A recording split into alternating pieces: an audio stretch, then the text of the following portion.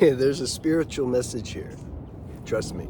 Oh, by the way, we're doing a satsang on the 21st of this month. You can see the website's in the description link. So I mentioned before that there was a girl that used to address her audience.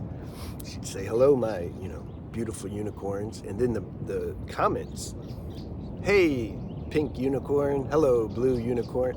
And they're like in their 20s and 30s, I think a few were in their 50s. And here's what's more crazy, though, is I would watch that just to get mad. I'd be like, I'd turn it on the next day. I'm like, is she going to say it again? So I can understand why the YouTuber, there's people out there just scrolling, looking for people to attack. They want to find the people that they don't like so then they can attack them. I'm like, why don't you go to the people you do like? Isn't that more matching? No, it doesn't matter. It's a stage. It's a stage. People have displaced emotion and anger, and they need a way to channel it. I think Eckhart touched on that when he talked about the pain body. We can use whatever words we want, but that's what's happening. So I would do that nonsense. And then at some point, I reflected, I brought it into introspection, because I'm like, the sanity kind of kicked in. It's like, why am I making myself suffer? Why am I watching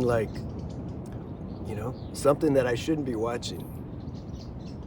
And you know what was at the heart of it is it just reminded me of why this planet's not my home. It would give a sense of resentment for being here. It would increase this aloneness or loneliness. Aloneness is okay, but the loneliness that a lot of people feel because you guys you're not part of this this inner circle. Or it's not inner circle. It's more like collective circle. The main circle that the populace is involved in, meaning the way they talk and think and feel and perceive things. You're not in that. So then you feel you might feel like I used to. You're like, what am I doing here? So then watching silly things like that, silly videos or spiritual sticky, stuff like that, it's like it just emphasized that feeling of what the hell am I doing here? So that was why I didn't like it. That was why it made me sick, because it was like, where are my people, man? I'm like, the internet and social media really brought to light on a more visible level the level of collective consciousness. Because before, we don't see all these people. We see them on the street, but we don't know them. But then social media came out, especially TikTok and all these things, Instagram, and you're like, damn, this is where we're at. All right, so let's talk a little deeper, though. let's dive a little deeper. I've always, even when I was in jail, I remember there were 3 white people, including myself, and maybe 25 brothers. And man, I had to fight for my life, literally. There was once they tried to jump me. If they would have got me, they were trying to drag me into the cell. Yeah, I may not be here. But I fought my way out of it. I remember too, I got the guard's attention, and then when he came down, then I started talking shit then. I was like, yeah. And the guard was right there. And I remember the guard said, man, we're gonna have to put you in protective custody. I had blood all over me. I don't even know how it happened. I said, I don't want to sit in that solitary room for, all the time. He says, man, they're gonna kill you. And somehow I believed him. My point is, I never got mad at them, though, somehow. I never got mad at them. I got more mad at the hello, my beautiful unicorn girl than the brothers. And here's why I think that is. I've always been more attracted It's like if there's a choice between just, look, there's 3 stages. You can call it the robot stage, where you're just being you can say there's all different kinds of robots, but we're talking about spiritual robot. That's what the beautiful unicorn, like spiritual robots. Then the next stage is when you, I call it the dirty stage. It's when all your dirt finally starts to come up. You got to look at that stuff. So then you're in the dirty stage.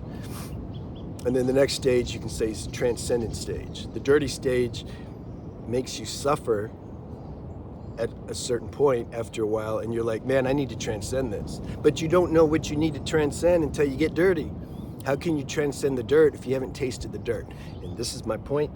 I always enjoyed and was attracted much more to the dirty people, so to speak, than the robot people. And the brothers in jail, let's say they were the dirty people, and I respected it somehow. They were being real and raw according to where they're at, you know. It's the same with certain criminals. And I've spoke at prisons and jails, and I don't know, there's a respect there. There's a respect there. Somebody says, look, if you leave your keys on the table and you turn your head or your iPhone, I mean, I'm going to take it, man. I'm just saying. I just somehow, it's like, okay, they're being where they're at. They're being where they're at. They're not trying to like put on a you know, like, namaste. You know, they're not doing that, or saying all the right formalities and all that stuff. I'm going to make a video about are you going to be a future saint or a future murderer or something? That's the thing.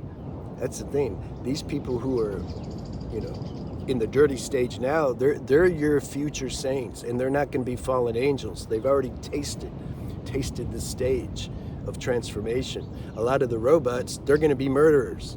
It's just the dirt hasn't came up yet.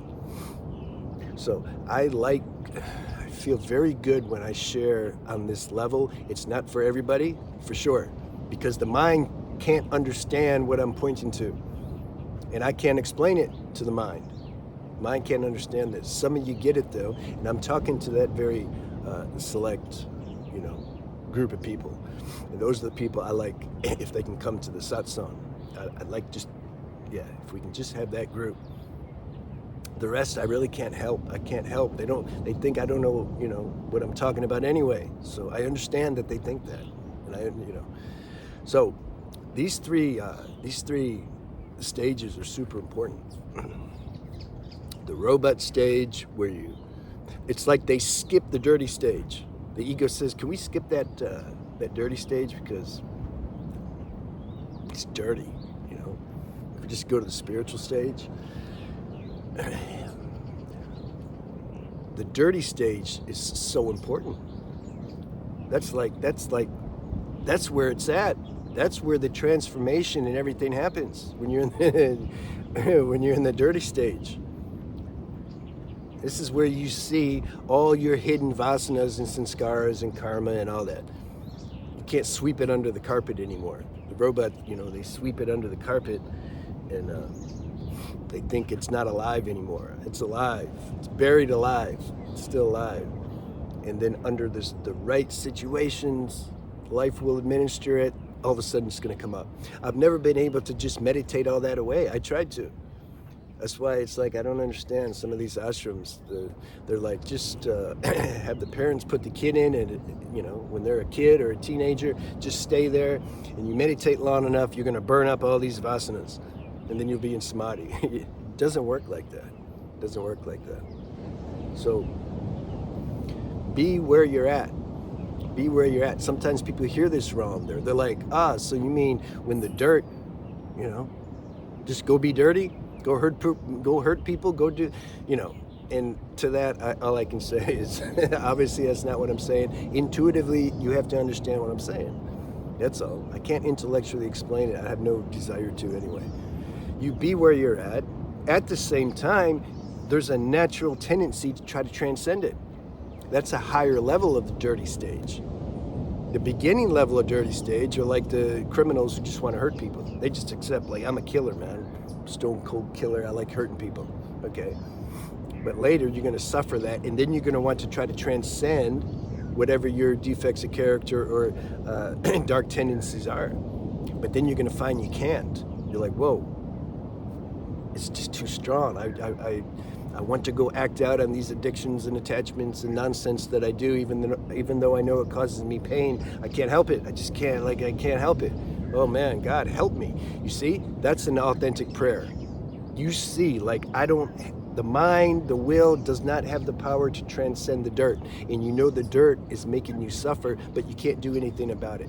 That's a real spiritual aspirant. I want to talk to them. So I'll see you guys on the 21st if you want to come. All right.